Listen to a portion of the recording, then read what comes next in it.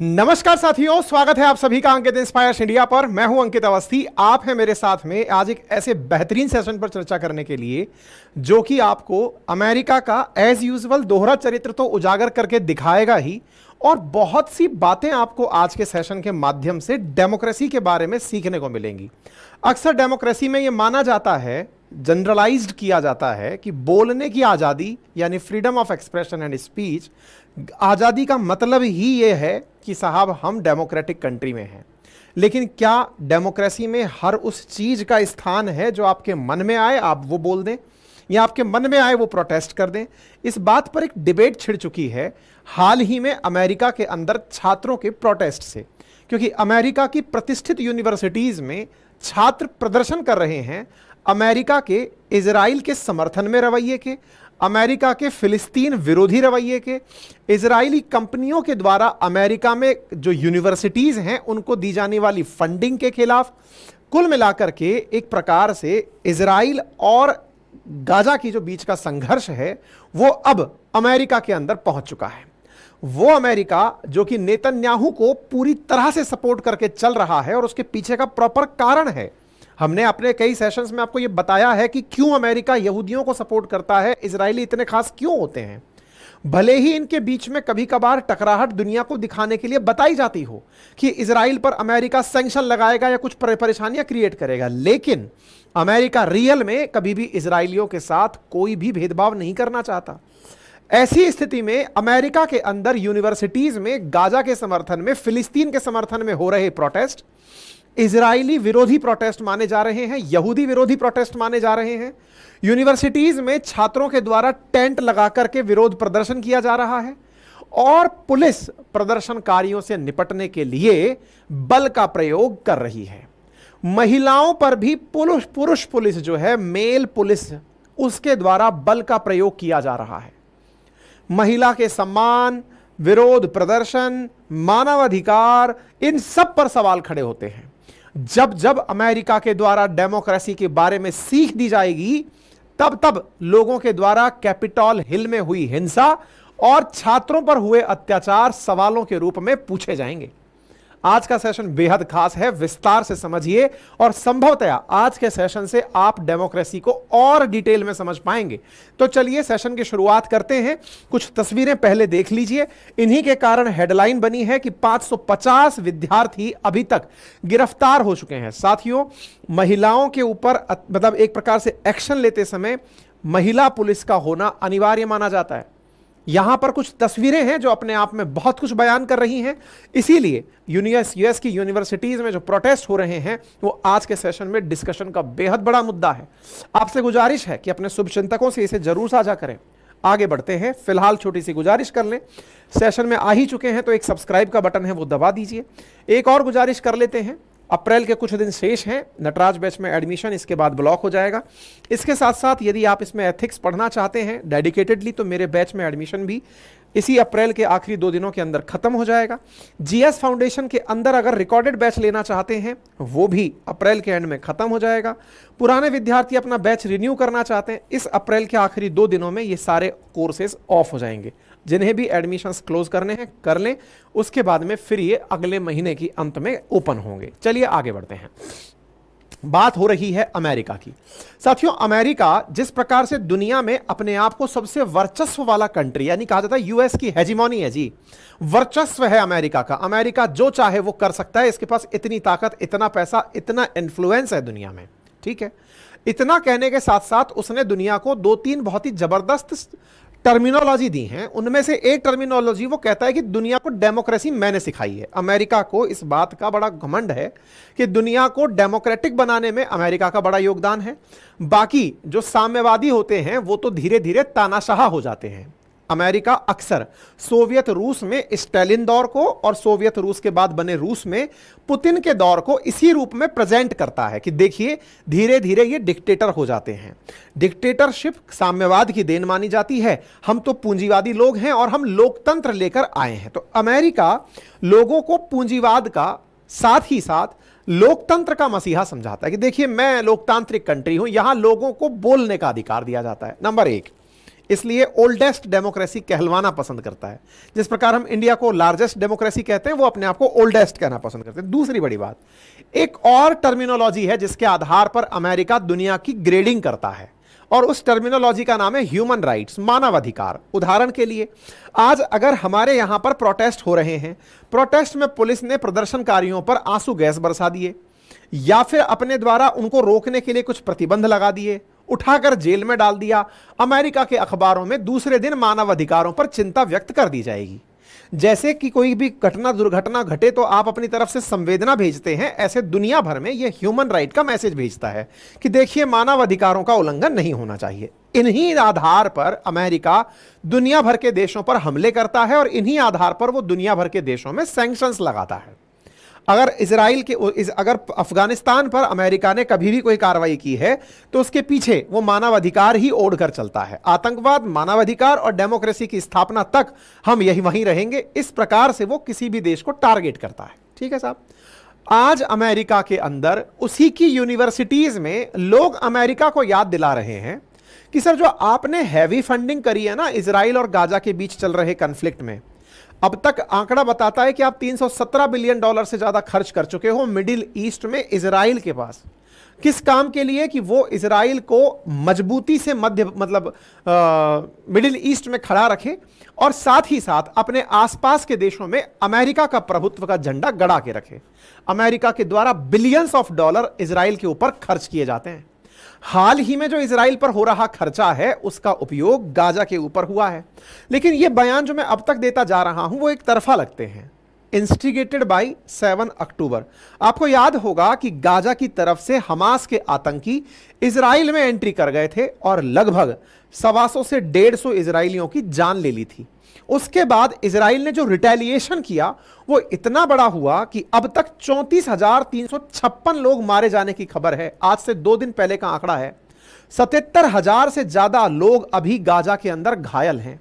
यानी कि गाजा ने हमास के आतंकियों के द्वारा किए गए कृत्य की इतनी बड़ी कीमत चुकाई है कि अक्टूबर से लेकर के अप्रैल तक आप पहुंच चुके हैं, लेकिन गाजा पर हमले रुके नहीं हैं। निरंतर इजराइल को प्रयास किया जा रहा है यूएन द्वारा, दुनिया द्वारा समझाने का, लेकिन इजराइल गाजा में अपना प्रभाव बढ़ाता ही जा रहा है। इसी बीच में जब सारी ताकतें, यूनाइटेड नेशंस, दुनिया भर की अपीलें, मरती हुई बच्चों की संख्या, मरते हुए लोगों की संख्या जब कुछ नहीं कर पाई, तो कुछ इजराइल के खिलाफ फिलिस्तीन समर्थक लोगों के द्वारा, या कहिए तो गाजा समर्थित लोगों के द्वारा, या ये कहिए कि वो मानवाधिकार कार्यकर्ताओं के द्वारा जो कह रहे हैं कि अगर इनके 125-150 लोग मरे थे तो उसकी एवज में कहीं तो रुकोगे। अब तक गाजा के 34,000 से ज्यादा लोग मारे जा चुके हैं। जो घायल हैं उनमें से कितने मरेंगे नहीं पता, कितने लोग भुखमरी से मरेंगे नहीं पता। इसे कहां रोकोगे? अगर एक आंख किसी की फोड़ने के बदले दूसरे की आंख फोड़ना कानून है तो फिर न्यायपालिका की क्या आवश्यकता है? यूनाइटेड नेशंस की क्या आवश्यकता है? अगर कोई ये कहे कि इसने मेरा हाथ तोड़ा और आपको पुलिस वाला कहे कि तुम इसका हाथ तोड़ लो, तो इस प्रकार से तो पूरी दुनिया के अंदर सभी लोग किसी ना किसी अपराध में या किसी ना किसी गिल्ट में आपको पा ही जाएंगे। न्यायपालिका का महत्व क्या रह जाएगा? मानव सुधार का महत्व क्या रह जाएगा? न्यायपालिका जीवन में सुधार लाने के लिए क्या कर पाएगा? और साथियों, कोई भी लोकतंत्र न्याय के बिना अधूरा है। ऐसी स्थिति में इतने लोगों के मरने के बाद भी इजराइल नहीं रुक रहा, अमेरिकी प्रयासों के बावजूद नहीं रुक रहा, तो कुछ मानवाधिकार कार्यकर्ता अमेरिका को याद दिलाने सड़कों पर उतर आए। आपको याद होगा इजराइल के खिलाफ मुस्लिम देशों में ऑलरेडी बहुत सारी कंपनीज जो अमेरिका समर्थित थी उनके खिलाफ प्रोटेस्ट हुए हैं। और तो और अमेरिका के अंदर ही बाइडेन की पार्टी से कुछ लोग खड़े होकर के अमेरिका के खिलाफ प्रोटेस्ट किए हैं, कहे हैं कि आप इस बात को रोकिए जो आप अभी तक $95 बिलियन से ज्यादा यूक्रेन और इजराइल को एड दे चुके हैं, रोकिए, क्योंकि आपकी फॉरेन एड से इजराइल निरंतर वेपन्स प्रोड्यूस कर रहा है और गाजा में लोगों को मार रहा है। आपको जानकर आश्चर्य होगा, जिस समय हमास ने इजराइल पर हमला किया था, अगर अक्टूबर के जस्ट बाद नवंबर में पब्लिक सेंटिमेंट देखे जाएं तो लगभग 45% लोग मिलिट्री एक्शन के खिलाफ थे। मिलिट्री एक्शन मतलब इजराइल के द्वारा गाजा पर हमले के खिलाफ थे। लेकिन अब जानकर आश्चर्य होगा कि 55% से ज्यादा लोग इस समय इजराइल के गाजा पर अटैक के खिलाफ हैं। यानी कि लोगों का कहना है कि इजराइल को अब रुक जाना चाहिए, अदरवाइज वो कहां रुकेगा, लोगों को भूखा मारेगा, लोगों के दिमाग में क्या भरना चाहता है। ऐसी स्थिति में अमेरिका और इजराइल के बीच में हुई तमाम बातें और तमाम प्रयास विफल हुए। धीरे धीरे अमेरिका की कंपनीज में प्रोटेस्ट होना शुरू हुआ और उसी क्रोनोलॉजी में अमेरिका के गूगल हेडक्वार्टर्स में कुछ फिलिस्तीन समर्थक कर्मचारियों के द्वारा गूगल का विरोध किया गया, क्योंकि गूगल ने हाल ही में इजराइल में कोई प्रोजेक्ट साइन किया है। ऐसी स्थिति में इजराइल अमेरिका के अंदर कुछ लोगों के द्वारा फिलिस्तीन के समर्थन में और इजराइल के खिलाफ गूगल के हेड ऑफिस में विरोध किया गया। विरोध का परिणाम यह निकला कि गूगल ने फिलिस्तीन समर्थन में प्रोटेस्ट कर रहे लोगों को नौकरी से निकाल दिया। हेडलाइन बनती है कि सुंदर पिचई ने 28 गूगल के कर्मचारियों को, सुंदर पिचई सीईओ हैं जो कि इस समय भारतीय मूल के सीईओ गूगल, उन्होंने 28 लोगों को गूगल से बाहर निकाल दिया क्योंकि उन्होंने फिलिस्तीन के खिलाफ, उन्होंने फिलिस्तीन के समर्थन में इजराइल के खिलाफ ऑफिस में प्रोटेस्ट किया था। यह बात यही नहीं रुकी, कंपनियों से बाहर निकल करके यह बात पहुंची कॉलेजेस में। मेरे प्यारे साथियों, स्टूडेंट्स के रूप में यूएस के जो बड़े बड़े कैंपसेस हैं जहां पर बहुत सारे कॉलेजेस चल रहे हैं, वहां छात्र प्रोटेस्ट करने सड़कों पर उतर आए। साथियों, ये जो खबर आप देख रहे हैं ये 23 अप्रैल की है, जब स्टूडेंट प्रोटेस्ट करने के लिए यूएस की यूनिवर्सिटीज के कैंपस के बाहर खड़े होकर के गाजा के समर्थन में और इजराइल के विरोध में प्रदर्शन करने सड़कों पर आ गए। साथियों, गाजा और फिलिस्तीन के समर्थन में उतरे हुए ये विद्यार्थी न्यूयॉर्क यूनिवर्सिटी, कोलंबिया यूनिवर्सिटी का कैंपस जो न्यूयॉर्क यूनिवर्सिटी में है, येल यूनिवर्सिटी, इन सभी यूनिवर्सिटीज के बाहर खड़े होकर के प्रदर्शन करने लगे और इनके प्रदर्शनों में बड़ी मांग निकल कर आने लगी कि इजराइल का समर्थन करना अमेरिका बंद करे और तत्काल प्रभाव से यूनिवर्सिटीज में जो इजरायली कंपनियों से फंडिंग आती है उसे रोका जाए। अब मैं यहां पर आपको एक चीज बताना चाहूंगा, इंडिया में जितने भी कॉलेजेस और यूनिवर्सिटीज चलते हैं वहां पर सरकार के द्वारा अपनी तरफ से फंड दिया जाता है। उदाहरण के लिए, आप में से जो भी लोग रिसर्चर्स होंगे या रिसर्च करने का सोचते होंगे, जो जेआरएफ फेलोशिप पाते हैं, एसआरएफ फेलोशिप पाते हैं, उन्हें यह पता होगा कि भारत सरकार के द्वारा कॉलेजेस में रिसर्च के लिए फंडिंग दी जाती है, पैसा दिया जाता है सो दैट वो नई रिसर्च कर सकें। अमेरिका जैसे विकसित राष्ट्र में प्राइवेट कंपनीज अपने पैसे से यूनिवर्सिटीज में रिसर्च कराती हैं। कुछ कॉलेजेस के अंदर ऐसी ऐसी लैब्स हैं जो नई टेक्नोलॉजी पर काम कर रही हैं, तो कंपनीज फंडिंग देती हैं कॉलेजेस को और कहती हैं कि हमें इस विषय पर आप रिसर्च करके दीजिए। तो यूनिवर्सिटी के प्रोफेसर और रिसर्च फेलोज उस पर्टिकुलर विषय पर रिसर्च करते हैं और ये तय करते हैं कि इस फंडिंग से आप रिसर्च करेंगे और वो रिसर्च फिर आप हमें बेच देंगे, पेटेंट करा देंगे हमारा। इस प्रकार से म्यूचुअली रिसर्च का बहुत जबरदस्त माहौल होता है। बड़ी बड़ी कंपनियां यूनिवर्सिटीज को करोड़ों रुपया फंडिंग में देती हैं। इसी फंडिंग के खिलाफ छात्र सड़कों पर हैं कि आप इस प्रकार की फंडिंग नहीं लेंगे। और क्यों नहीं लेंगे? क्योंकि इजरायली कंपनीज आपके माध्यम से जो भी रिसर्च कराती हैं, अल्टीमेटली फिलिस्तीन के ऊपर ये अपना कहर बरपाती हैं। केवल फंडिंग तक ही सीमित नहीं है, यहां पर हो रहा प्रोटेस्ट इजराइल विरोधी भी है और बहुत बड़ी संख्या में। यदि यहूदी इजराइल के बाद कहीं सबसे ज्यादा रहते हैं तो वो अमेरिका है और वो अमेरिका में रहकर कॉलेजेस में पढ़ने भी जाते हैं। तो ऐसी स्थिति में यहूदियों के खिलाफ भी प्रोटेस्ट है। यह प्रोटेस्ट कहीं एंटीसेमिटिक ना हो जाए, यानी यहूदियों के खिलाफ प्रोटेस्ट ना हो जाए, इसका नेतन्याहू को डर है। नेतन्याहू ने कहा कि जो हमारे साथ फर्स्ट वर्ल्ड वॉर के बाद हुआ था, गाजा की हमारे साथ जो फर्स्ट वर्ल्ड वॉर के बाद हुआ था हिटलर के टाइम पर, जब जर्मन्स के द्वारा यहूदियों का जीनोसाइड किया गया था, कहीं ऐसा तो नहीं कि ये लोग जो गाजा के समर्थन में हजारों की संख्या में खड़े हैं, ये लोग यहूदियों का कत्लेआम तो नहीं मचा देंगे। इस बात से इजराइल खफा है और अमेरिका पर और इन लोगों पर नाराज है। कोलंबिया यूनिवर्सिटी के अंदर गाजावार को लेकर के प्रोटेस्ट अप्रैल 23 से रिपोर्ट होना शुरू हुए। नेतन्याहू ने अमेरिका में रहे छात्रों से और सरकार से बात करके अपना डिसअपॉइंटमेंट शो किया कि हमारे छात्रों के साथ कुछ भी गड़बड़ नहीं होना चाहिए। नेतन्याहू ने इन यूएस यूनिवर्सिटीज में जो छात्र प्रदर्शन कर रहे थे उनका नाजी जर्मनियों से तुलना कर दी कि ये नाजी जर्मन्स की तरह कर रहे हैं। जर्मन्स भी इसी प्रकार की घृणा फैलाते थे यहूदियों के खिलाफ। आपको यहां प्रदर्शन की कुछ तस्वीरें दिखाता हूं, जहां पुलिस घोड़े पर सवार होकर प्रदर्शनकारियों को आगे बढ़ने से रोक रही है और उनकी प्रदर्शन को कायदे में रहने का और बने रहने का प्रयास करवा रही है। कुछ और तस्वीरें आपको दिखाते हैं, जहां पर नो वॉर, नो जीनोसाइड और फ्री पैलेस्टाइन के नाम पर छात्र पुलिस के सामने खड़े होकर के प्रोटेस्ट करते हुए दिख रहे हैं। पुलिस और पुलिस के सामने प्रोटेस्टर्स की कुछ तस्वीरें मैं आपको यहां पर दिखा रहा हूं। यहां पर ये पैलेस्टाइन के एम्बेसडर हैं जो इस बात को लिख रहे हैं कि नाजी जर्मनी कहकर के इजराइल के द्वारा इन छात्रों के प्रोटेस्ट को छोटा आंका जा रहा है। बड़ी संख्या में जब प्रोटेस्टर्स प्रोटेस्ट करने लगे तो पुलिस ने इनके ऊपर बल प्रयोग किया। इसकी कुछ तस्वीरें आपके सामने हैं, जहां प्रोटेस्टर्स को दबाने के लिए यहां पर पुलिस के द्वारा इस प्रकार से बल का प्रयोग करते हुए इन्हें रोका गया। बल का प्रयोग करती हुई ये कुछ तस्वीरें आपको यहां पर दिखाई दे सकती हैं। यहां पर पुलिस कर्मियों के द्वारा प्रोटेस्टर्स के खिलाफ, जो कि यहां पर प्रदर्शन कर रहे हैं, इनके खिलाफ किस प्रकार से बल प्रयोग किया गया वो तस्वीरों में दिख रहा है। मेरे प्यारे साथियों, छात्रों के द्वारा यूनिवर्सिटी में प्रदर्शन किया जाना सही है या गलत, पुलिस के द्वारा बल का प्रयोग किया जाना गलत है या सही, यह सब आने वाला वक्त तय करेगा। क्यों? क्योंकि अल्टीमेटली यहां जो मांग उठ रही है वो मांग है कि गाजा के अंदर जो हो रहा है वो गलत है। अब ये किसका गलत कितना सही और किसका गलत कितना गलत, यही एक बहुत बड़ा प्रश्न बन चुका है। जहां इजराइल उस बात को पकड़कर बैठा है कि तुम सब लोग जहां एक और ये कहते हो कि हमने हजारों लोग मार दिए, किसी के मुंह से यह क्यों नहीं निकलता कि हमास के आतंकियों ने जिन यहूदियों को पकड़कर रखा हुआ है, जिन्हें अभी भी अपने पास में गिरफ्त में रखा हुआ है, उन्हें क्यों नहीं छोड़ता हमास? अगर गाजा के प्रति आपका प्रेम है तो जो यहूदी आज भी गाजा के अंदर गिरफ्त में हैं, बंधक बना के अपहरण करके हमास द्वारा ले जाए गए हैं, उनके लिए दुनिया क्यों नहीं चेतती? आज भी मैं अपने हथियार और अपने हमले इसीलिए जारी रखता हूं क्योंकि इनके द्वारा हमारे लोग बंधक बनाए गए हैं। वहीं दूसरी ओर अगर बंधकों की संख्या X में है, 2 डिजिट में है, 100, 50 जो भी है, उसकी एवज में 35,000 लोगों की जान ले लेना कितना सही है? यह बात दुनिया इजराइल से पूछती है। तो क्या यह मान लिया जाए कि 100 के बदले तुमने 100 मार लिया तो न्याय हो जाएगा? अब इस न्याय की स्थापना कौन करेगा? मूल प्रश्न यह है। आप इस बात को समझने का प्रयास करिए।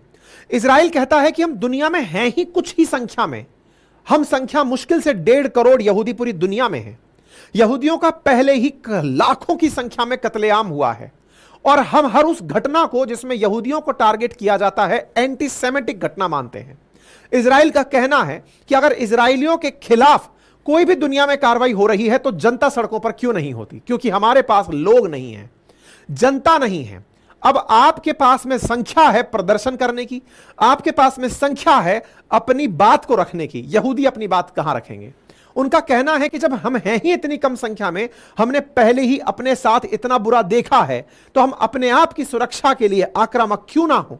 यह इजराइलियों का मत है। साथियों, आप और हम इनके पक्षों को जब सुनने लगते हैं, एक तरफ से जब आप यह बात सुनते हैं कि यहूदियों ने अपने कुछ लोगों की जान बचाने के लिए उनके इतने लोग मार दिए, तो दूसरी तरफ के लोग कहते हैं कि क्या आपको अपने लोगों की जान की कीमत हजारों बच्चों, हजारों महिलाओं, हजारों पुरुषों की जान की कीमत से ज्यादा लगती है?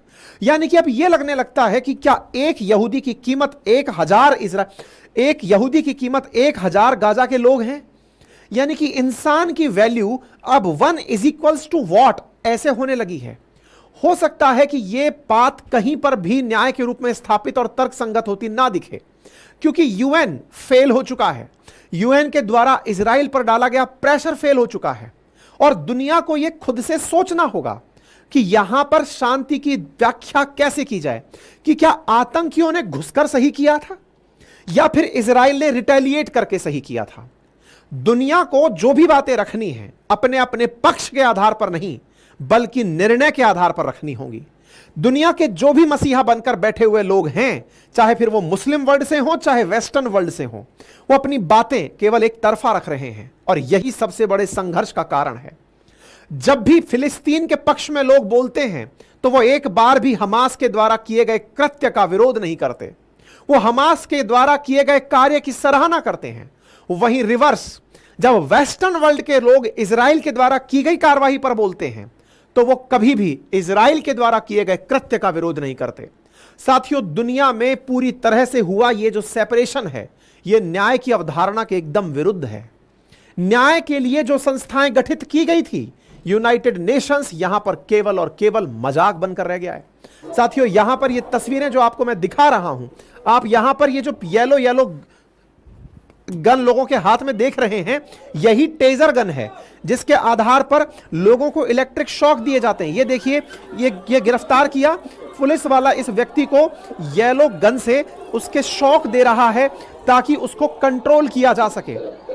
पुलिस के द्वारा छात्रों पर किया जा रहा यह बल प्रयोग अगेन दो बातों में ले जाता है। आजकल हमारी एथिक्स की क्लासेस चल रही हैं।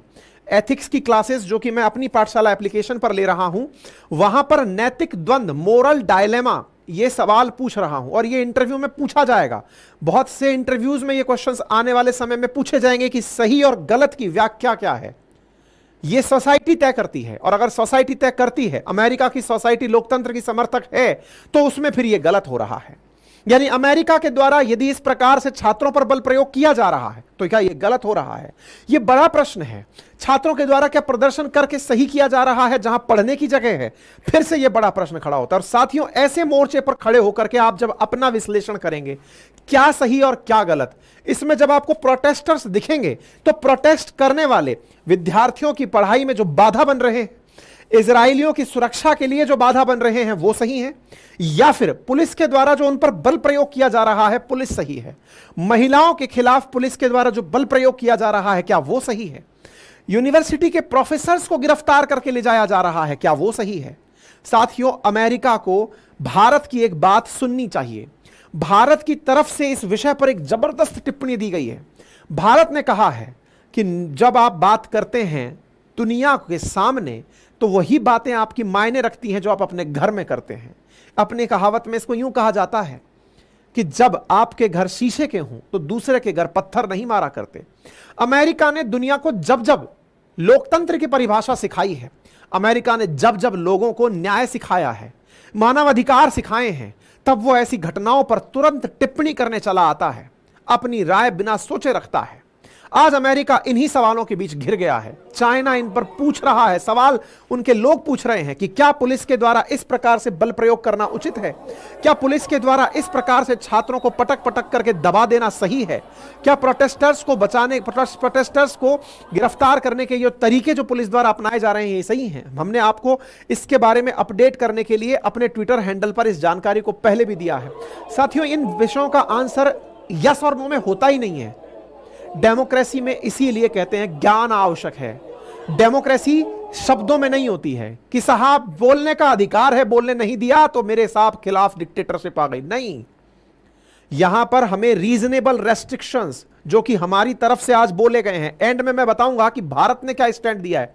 बोलने का अधिकार युक्ति युक्त प्रतिबंधों के साथ मिलता है। इसीलिए भारतीय राज व्यवस्था हर विद्यार्थी को पढ़नी चाहिए। मैंने अपने कोर्सेज में पढ़ा रखी है, जो जीएस फाउंडेशन के कोर्स मेरे हैं उसमें मैंने कंप्लीट मानव अधिकार पढ़ा रखे हैं, मैंने कंप्लीट मूल अधिकार पढ़ा रखे हैं, पार्डन माय लैंग्वेज, मानव नहीं मूल अधिकार पढ़ा रखे हैं। और मूल अधिकारों में मैंने आर्टिकल 21, आर्टिकल 19, आर्टिकल 14 इनकी प्रॉपर व्याख्या दी और यह बताया है कि आपकी जो अभिव्यक्ति की आजादी है, freedom of speech and expression, उसके पीछे रीजनेबल रेस्ट्रिक्शंस लिखे हुए हैं कि देश का लॉ एंड ऑर्डर नहीं बिगड़ना चाहिए। और वो जो लॉ एंड ऑर्डर जब बिगड़ता है तो पुलिस एक्शन लेने को मजबूर होती है। लेकिन दुनिया को क्योंकि अधूरा ज्ञान रहता है और वो डेमोक्रेसी का झंडा हाथ में उठा लेती है, दुनिया इस बात को भी जज करेगी कि यहां पर जो हो रहा है वो गलत है या सही। लेकिन अधूरे ज्ञान के साथ आपको जो चीज गलत लगेगी, संपूर्ण ज्ञान के साथ हो सकता है आपकी राय बदलना लग जाए। ये सब चीजें यहां देखिए, एक प्रोफेसर को ले जाया जा रहा है। अब ये प्रोफेसर फिलॉसफी की हैं, निश्चित ही बहुत बड़ी बुद्धिजीवी हैं, लेकिन इन्होंने भी ये देखा होगा कि विद्यार्थी प्रोटेस्ट क्यों कर रहे हैं। ये प्रोटेस्ट में साथ देने पहुंची और इनके नजरिए से, इनका अपना नजरिया है, दुनिया में सबके अपने नजरिए, इनका नजरिया यह है कि विद्यार्थियों के साथ या जो प्रोटेस्टर्स हैं वो एक बहुत बड़े मुद्दे को लेकर प्रोटेस्ट कर रहे हैं कि गाजा में ये वार कहां रुकेगी। और विद्यार्थियों ने एक बहुत बड़ा मुद्दा रेज कर दिया है और ये छोटा मुद्दा नहीं है साथियों। दुनिया का ध्यान इस विषय पर आकर्षित करना कि साहब कहां रुकोगे और कौन रोकेगा। अगर मान लीजिए कि इजराइल कह रहा है कि बंधक नहीं छोड़ेंगे, तो बंधकों को छुड़वाएगा कौन? कौन? ओआईसी क्या कर रहा है, जो हर छोटी बात पर प्रतिक्रिया देने चला आता है कि हमारे बारे में ये खिलाफ बोल दिया, हम निंदा करते हैं। अरे कम से कम हमास से कहो कि इनको छुड़वाए और बैठकर सीज फायर करे। अमेरिका जो दुनिया का सबसे ताकतवर है, वो इजराइल को बोल रहा है वो नहीं रुक रहा है। यूनाइटेड नेशंस जो इसलिए बनाया गया था कि ये एक दिन रोकेगा, वो नहीं रुक रहा है। सब अपनी रोटियां सेक रहे हैं, जंगल में आग लगी है लेकिन रोटियां लोग अपनी तरफ से सेक रहे हैं। साथियों, बहुत विकट हो रहा है। संभवतः ये जो आज का यूथ है जिसने ये प्रोटेस्ट उठाया है, इसने इस बात को बहस दे दी है, इस बात को मुद्दा दे दिया है कि हां भाई चर्चा तो करो कि कौन, तू नहीं तो कौन वे। ये बात जो है ना, बहुत अल्टीमेट है। साथियों, यहां पर ये जो चीजें हो रही हैं, छात्रों का संघर्ष दुनिया में वायरल हो रहा है ट्विटर पर। मतलब आप ये मानकर चलिए कि प्रोफेसर्स को इस तरह से गिरफ्तार करके मारना, पुरुष पुलिसकर्मी के द्वारा महिला को गिरफ्तार करना, ये सराहनीय नहीं है साथियों। प्रोफेसर को पीट करके इस प्रकार से लिटा देना जमीन पे इस समय वायरल हो रहा है। आप देखिए, असिस्टेंट मिनिस्टर ऑफ चाइना है और वो अपनी बात बोलने में आगे क्यों नहीं आएंगे भाई। जिनजियांग प्रोविंस के अंदर जब उइगर मुस्लिमों के साथ किसी प्रकार की यातना होती है तो अमेरिका तुरंत बाहर निकल कर आता है और कहता है कि देखिए चाइना इन मुसलमानों के साथ क्या कर रहा है, इनकी मस्जिदें तोड़ दे रहा है, मस्जिदों के ऊपर टॉयलेट बनवा दे रहा है, तब तो तुम तुरंत बाहर निकल के आते हो। क्या अमेरिका वालों, तुम्हारी पुलिस प्रोफेसर को, महिला प्रोफेसर को पुलिस इस प्रकार से बेरहमी से पीट रही है, क्या सही है? ये बात पूछ रहे हैं हू जियांग, जो कि फॉरेन मिनिस्ट्री के स्पोक पर्सन है। अमेरिका से सवाल किए जा रहे हैं कि जो यहां पर होता है, गाजा में होता है, क्या वो सही है? क्या अमेरिका में जो हो रहा है वो सही है? जवाब दो अमेरिका वालों। इतना ही नहीं, छात्रों के प्रोटेस्ट से यूनिवर्सिटी के प्रोफेसर्स परेशान हो गए। उनको देखकर लगा कि बच्चों ने बहुत बड़े, छात्र जब सड़क पर उतर रहा है तो उसने अपनी तरफ से दुनिया का ध्यान आकर्षित कर लिया, क्योंकि पढ़ा लिखा छात्र है वो, दुनिया को ये अपनी तरफ खींच लिया कि भाई मैं उतर गया हूं, तुम लोग क्या कर रहे हो, जो राजनेता बनकर बैठे हो, दुनिया को कहां ले जाओगे, बताओ ना, कहां चाहते क्या हो, मुझे बताओ। कि तो प्रोफेसर का गला भराया। प्रोफेसर ने इस चक्कर में कहा कि मुझे पद से निकाला जा सकता है। ये एलिजाबेथ डन है, ये छात्रों के साथ उतर कर आई। साथियों, इस समय जो आप टेंट लगे देख रहे हैं, ये आज ही के हैं। यहां पर कोलंबिया यूनिवर्सिटी के अंदर आज मध्य रात्रि 12 बजे तक का टाइम दिया गया है कि ये अपने टेंट यहां से हटाकर चले जाएं, अदरवाइज पुलिस बेरहमी से इन छात्रों को यहां से हटाएगी। छात्रों का काम हो चुका है। छात्रों ने अपनी तरफ से दुनिया का ध्यान आकर्षित कर लिया है। कुछ छात्रों ने पूरी दुनिया की अटेंशन को अपनी ओर प्राप्त कर लिया है। दुनिया में एक यथार्थ बहस छेड़ दी है कि कहां रुकोगे, कैसे रोकोगे। छात्र अपनी तरफ से मांग कर रहे हैं कि यूनिवर्सिटीज उस कंपनियों से अलग हो जाएं जो इजराइल से लाभ कमाती हैं। साथ ही साथ यूनिवर्सिटीज अपना तेल अवीव कैंपस बंद कर दें, क्योंकि उसमें फिलिस्तीनी छात्र पढ़ने की अनुमति नहीं है। येल के अंदर प्रदर्शनकारियों का कहना है कि सैन्य हथियार बनाने वाली जो कंपनीज हैं उनसे कंपनीज अलग हो जाएं। साथियों, प्रदर्शनकारी मांग करते समय यह प्रयास कर रहे हैं कि इजराइल के ऊपर नुकसान कैसे पहुंचाया जाए। बस यही कारण है कि इनके ऊपर पुलिस अपना प्रभाव दिखा रही है। मतलब ये जितना भी प्रोटेस्ट हो रहा है, विद्यार्थियों के द्वारा भी सेलेक्टिव प्रोटेस्ट हो रहा है। कोई भी हमास की निंदा करने सड़क पर छात्र नहीं उतरा हुआ है। विचार कीजिए कि अब हमास की निंदा करने के लिए भी छात्रों का दूसरा संगठन उतर आए तो कैसा नजारा बनकर आएगा। यह हमास ने जिन लोगों को अभी तक पकड़ा हुआ है उनके लिए लोग निकल कर आ गए तो फिर क्या होगा। यह बड़ी ही मतलब पॉलिटिकल डिबेट है, जिसके चश्मे से देखोगे उसके चश्मे से अच्छी लगने लगेगी। ये लोग निकले हैं कि इजराइल को लाभ है इसलिए तुम लोग काम करने देते हो, तो इजराइल को रोको, इजराइल को रोकने के लिए उनकी कंपनीज को रोको। लेकिन ये एक लाइन में आंसर देने वाला आंसर नहीं है। गजब चल रहा है। यूएस की एक प्रेसिडेंशियल कैंडिडेट हैं, वो बकायदा एंटी इजराइल सेंटिमेंट मतलब बात करने के कारण पुलिस के द्वारा गिरफ्तार कर ली गई। प्रेसिडेंशियल कैंडिडेट थी, चुनाव के लिए खड़ी हो रही थी, पर उन्होंने एंटी इजराइल बोला। अमेरिका में एंटी इजराइल बोलना अलाउड नहीं है बाय द वे। ठीक है, एक और चर्चा है एक बच्ची की जो आपको यहां पर दिखाई दे रही है। ये बच्ची जो है ये कई प्रोटेस्टर्स को लीड करते हुए पहुंच रही है। ये जो महिला है ना, जिसकी ये बेटी है, अगर आप इसको पहचान पा रहे हो तो कमेंट बॉक्स में बताइएगा। अगर नहीं पहचान पा रहे हैं तो अब पहचानिएगा कि ये कौन है। ये अमेरिका की एक सांसद है। इनकी बेटी भी इस प्रोटेस्ट को लीड कर रही हैं। यानी कि क्या हम ये कह दें कि ये प्रोटेस्ट एक विशेष मजहब के छात्रों के द्वारा एक मजहब विशेष के देश के लिए किए जा रहे हैं। और जब साथियों प्रोटेस्ट में मजहब जुड़ जाते हैं, धर्म जुड़ जाते हैं, सेलेक्टिव प्रोटेस्ट होने लगते हैं, तो इसका मतलब यह जरूर है कि दूसरा धर्म, दूसरा मजहब, दूसरा यूनिट वो अपनी तरफ से एग्लोमरेट जरूर होगा, वो इकट्ठा जरूर होगा। ये प्रोटेस्ट जितने भी फिलिस्तीन समर्थकों के द्वारा किए जा रहे हैं, अगर उन्हें एक धर्म के लोगों के द्वारा चेहरा दे दिया जाएगा तो निश्चित ही ये प्रोटेस्ट धार्मिक दंगे भड़काएंगे, लोगों को दूर करेंगे। छात्रों को भी ऐसे प्रोटेस्ट में ये चाहिए कि जब वो न्याय की मांग करें तो सामाजिक न्याय अपने प्रोटेस्ट में होता हुआ दिखाएं। जो लोग पहचान रहे हैं कमेंट बॉक्स में बता दीजिएगा, हमने इनके ऊपर कई सेशन किए हैं, अगर समझ में आ जाए तो जरूर बताइएगा। और बाय द वे, आप इन विषयों पर क्या सोचते हैं, क्योंकि आप में से भी बहुत सारे लोग ऐसे हैं जो कि छात्र ही हैं या फिर स्टूडेंट्स की तरह सोचते हैं। बिल्कुल, इलान उमर सेक्रेड, बिल्कुल सही जवाब दिया है आपने। जो यहां पर साथी हमारे साथ उपस्थित हैं वो इन्हें पहचान भी रहे हैं, हमने इनके ऊपर सेशन किया। ये पाकिस्तान प्रेमी हैं, कश्मीर विरोधी हैं, और जब जब इस्लाम के खिलाफ कोई बात होती है तो ये तुरंत खड़ी होकर चली आती हैं। इन्होंने प्रॉपर तरीके से ये पकड़ लिया है कि अमेरिका में एक सीट अपनी पकड़ लो, सांसद हैं अमेरिका के अंदर, और पूरी दुनिया से इस बात की फंडिंग लो कि मैं तुम्हारी बातें अमेरिका में उठाती हूं।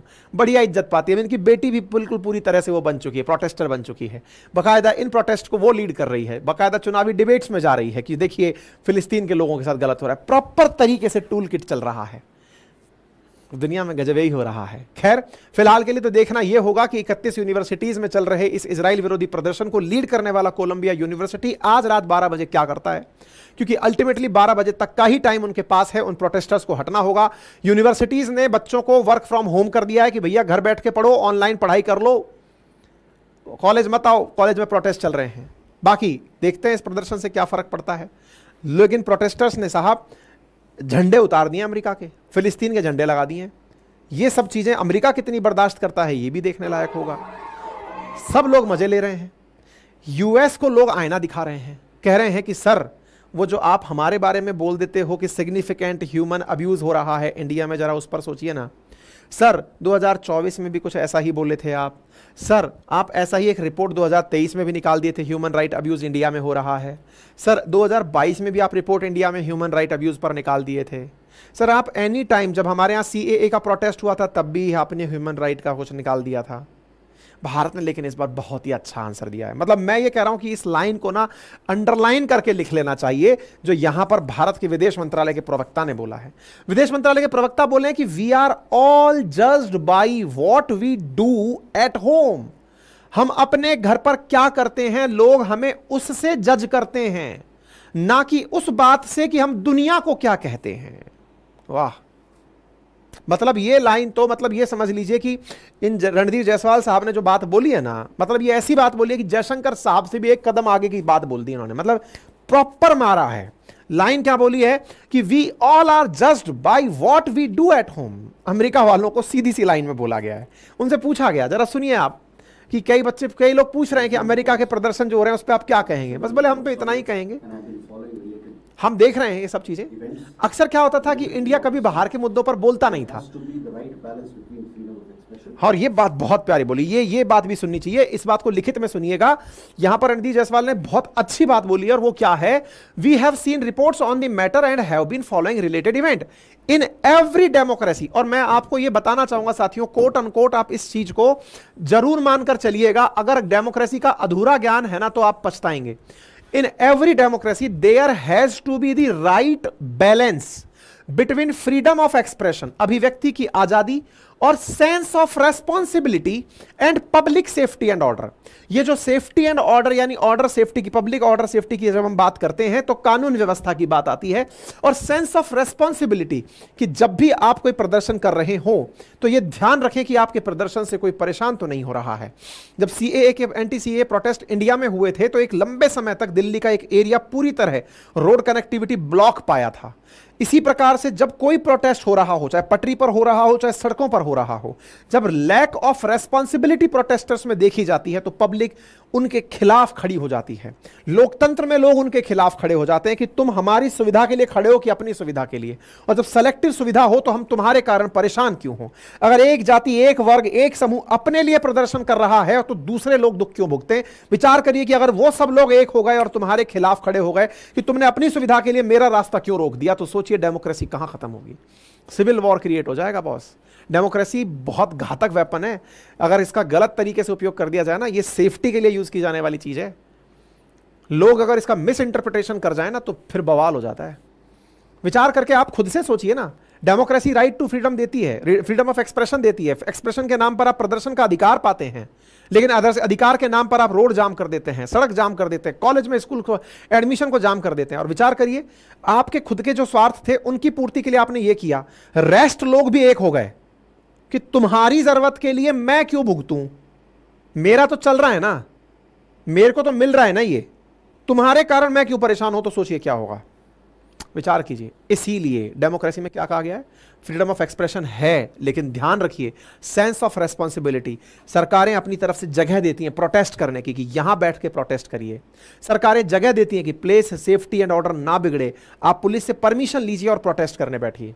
ये कुछ बातें हैं जो डेमोक्रेसी के अंदर मान्य होती हैं। खैर, सबका अपना अपना सेंस है जी, आप अपना सेंस कमेंट बॉक्स में लिखिएगा। और आपसे गुजारिश तो हमेशा करने की आदत है ही हमारी, जितना सुन लें उतना अच्छा है। कमेंट बॉक्स में इतना सा कर देते हैं आपसे कि भाई चैनल को सब्सक्राइब कर लेना, है ना, नए हो तो पहुंच गए हो सब्सक्राइब कर लेना, ऑलरेडी सब्सक्राइब किया हो तो औरों से शेयर कर देना, ठीक है। चलिए, तो फिलहाल के लिए इतना ही। बाकी गाजा वालों ने थैंक यू बोल दिया छात्रों को कि थैंक यू अमेरिकन यूनिवर्सिटीज जिन्होंने हमारे बारे में बातें उठाई। निश्चित ही ये जो बेघर हुए बच्चे हैं इनकी तो कोई गलती नहीं है, इन्हें तो पता ही नहीं चल रहा है कि क्या हो रहा है दुनिया में। इन्हें तो बाद में बताया जाएगा कि तुम्हारा घर उसने फोड़ा था, फिर देखो क्या होता है। तो कुल मिलाकर के दुनिया कैसे चल रही है, आप और हम केवल स्पेक्टेटर्स हैं, चलाने वाले कुछ लोग चला रहे हैं, अपनी अपनी राय रख रहे हैं, और हम सोचते हैं कि जो हम सोच रहे हैं वो सबसे सही है। बस इसी धारणा के साथ दुनिया चली जा रही है।